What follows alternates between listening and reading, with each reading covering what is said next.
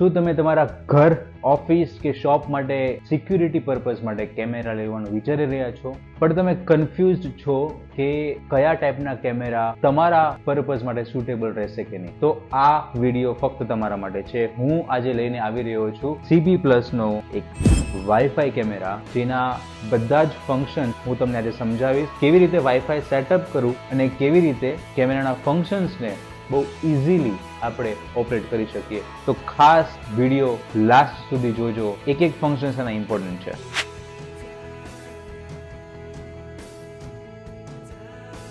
આ છે CP+ નો camera, જે 360 ડિગ્રી રાઉન્ડ ફરી શકે છે, અપ અને ડાઉનવર્ડ્સ પણ ફરી શકે છે. અને જેમ તમે જોઈ શકો છો, નીચે મેમરી કાર્ડનો સ્લોટ આપેલો છે, જે 128 GB સુધી સપોર્ટેડ છે. એક અહીંયા સ્પીકરનું પણ ઓપ્શન છે, જ્યાંથી તમે સાંભળી શકો છો, અને એક માઇકનું પણ ઓપ્શન આપેલું છે. એક આ રીસેટનું ઓપ્શન છે. ઇન કેસ ક્યારેક કેમેરામાં કનેક્ટિવિટીનો ઇસ્યુ આવે તો તમે એને રીસેટ કરી શકો છો. અને આ પોઈન્ટ છે જે ચાર્જિંગ પ્લગ છે. અહીંયા તમે કેમેરાને ચાર્જિંગ પોઈન્ટ આપી શકો છો, એટલે કેમેરા સ્ટાર્ટ થઈ જશે. તો આપણે કેમેરાને સ્ટાર્ટ કરીએ, આના માટે કઈ એપ્લિકેશન યુઝ થાય છે એ ચેક કરીએ અને વાઈફાઈને સેટઅપ કરીએ. આપણે કેમેરાને પ્લગ કરીએ.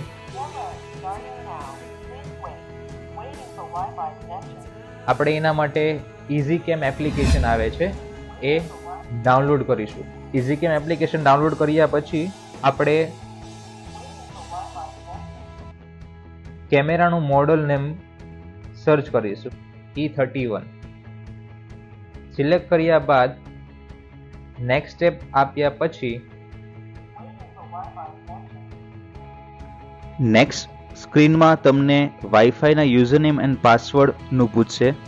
એ સક્સેસફુલી એન્ટર કર્યા પછી તમારે નેક્સ્ટ આપવાનું રહેશે. ત્યારે તમને એક QR કોડની સ્ક્રીન દેખાશે. તમારા કેમેરા સામે આ QR કોડને તમારે સ્કેન કરવાનો રહેશે. જેવું સ્કેન થઈ જાય છે, કેમેરામાંથી સાઉન્ડ આવશે, વાઈફાઈ કનેક્શન પ્લીઝ વેઇટ. અને જો તમારા યુઝરનેમ એન્ડ પાસવર્ડ્સ મેચ થઈ જશે તો વાઈફાઈ કનેક્શન સક્સેસફુલી એક્ટિવ થઈ જશે. નેક્સ્ટ આપીને પ્રોસેસ આગળ વધારવાની. તમારું ડિવાઇસ તમારા એપ્લિકેશનની અંદર સક્સેસફુલી એડ થઈ ગયું છે. તમે તમારા ડિવાઇસનું નામ પણ ચેન્જ કરી શકો છો. આપણે હાલ ટેસ્ટ ડિવાઇસ તરીકે આપણે આને નામ રાખીશું. તમે જોઈ શકો છો આ એપ્લિકેશનમાં 5 કેમેરા એક્ટિવ છે. 4 મારી શોપના છે અને એક ટેસ્ટ ડિવાઇસ જે આપણે રિસેન્ટલી અત્યારે એડ કર્યો.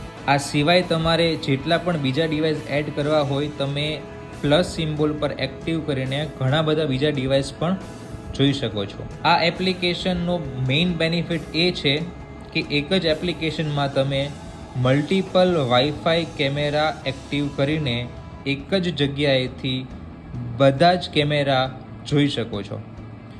તો આપણે નેક્સ્ટ સ્ટેપમાં જોશું કે આના ફીચર્સ કેવા છે અને આપણે એ ફીચર્સનો ઉપયોગ કેવી રીતે કરી શકીએ.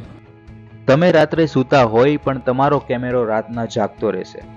નાઇટ મોડ વિઝનમાં એક ઘણી બધી વસ્તુ જે તમે ન જોઈ શકતા હોય એ બધી કેમેરાની અંદર કેપ્ચર થઈ જશે. તો આપણે આજે જોઈએ લાઇટ્સ ઓફ કરીને કે નાઇટ મોડ વિઝન કેવી રીતના વર્ક કરે છે.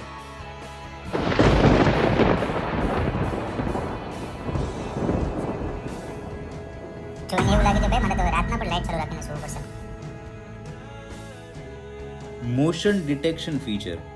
વાઈફાઈ કેમેરાને જે નવી એક્ટિવિટી દેખાય છે એ એક્ટિવિટીના સ્ક્રીનશોટ્સ લેશે. આ ફીચર તમને ત્યારે કામમાં આવે છે જ્યારે તમારા ઓફિસ કે ઘરમાં કોઈ નવા માણસો આવ્યા હોય અને તમારે જોવા હોય તો ગેલેરીમાં જઈને એ ફોટોઝના ફોર્મમાં એ જોઈ શકો છો. જો તમારા ઘરમાં નાનું બેબી હોય અને એના મોમેન્ટ્સને ટ્રેક કરવા હોય તો મોશન ટ્રેકિંગ એ બેસ્ટ એક્ઝામ્પલ છે. આ ફીચર તમારા મોમેન્ટ્સને ટ્રેક કરશે. જ્યાં તમે મૂવમેન્ટ કરી રહ્યા છો એ કેમેરા મોમેન્ટ તરફ ફરી જશે અને રેકોર્ડ કરશે. પ્રાઇવેટ મોડ ફીચર ઓન કરવાથી કેમેરા સ્લીપ મોડમાં આવી જશે અને રેકોર્ડિંગ કરવાનું બંધ કરી દેશે. મોડ ઓફ કરવાથી નોર્મલ મોડમાં આવી જશે અને રેકોર્ડિંગ પાછું સ્ટાર્ટ કરી આપશે. આ ફીચર છે સ્ક્રીનશોટ ફીચર, જે લાઈવ રેકોર્ડિંગ ચાલતું હોય ત્યારે તમે એના સ્ક્રીનશોટ લઈ શકશો. અને બાજુમાં ફીચર છે હોલ્ડ ટુ ટોક. આ ફીચરથી તમે 2-વે કમ્યુનિકેશન કરી શકશો, એટલે બંને સાઈડ વાત કરી શકશો. તો આ કરી આપણે ફીચર્સની વાત. આ સિવાય તમે સેટિંગ્સમાં જઈને કેમેરાનું ફર્મવેર અપડેટ કરી શકો છો, પાસવર્ડ ચેન્જ કરી શકો છો, પેટર્ન લોક પણ સેટ કરી શકો છો અને ડિવાઇસના નોટિફિકેશન્સ માટેના સાઉન્ડ પણ ઓન કરી શકો છો. તો આ બધી જ વસ્તુ તમે સેટિંગ્સની અંદર જઈને ઘણા બધા ફીચર્સને એક્સપ્લોર કરી શકો છો. હોપ તમને બધા જ ફીચર્સ વિશે આઈડિયા આવી ગયો હશે. ઇન કેસ તમારા કેમેરા બાય કરવા છે તો તમે એમેઝોન અથવા ફ્લિપકાર્ટમાંથી પણ બાય કરી શકો છો, અથવા તમે મારી શોપ સિલ્વર મોબાઈલમાંથી પણ બાય કરી શકો છો. અને જો તમારી પાસે ઓલરેડી CP+નો કોઈ પણ વાઈફાઈ કેમેરા છે અને તમને સેટઅપ કરવામાં ડિફિકલ્ટી પડી રહી છે, અથવા તમારે કોઈ નવા ફીચર્સ વિશે જાણકારી જોઈએ છે, તો ચોક્કસ કમેન્ટ કરો, હું તમને શ્યોરલીનો આન્સર આપીશ. આવી રીતના વિડીયોઝ જોતા રહેજો, લાઇક કરજો, સબસ્ક્રાઇબ કરજો અને તમારા ફ્રેન્ડ્સને પણ ફોરવર્ડ કરજો.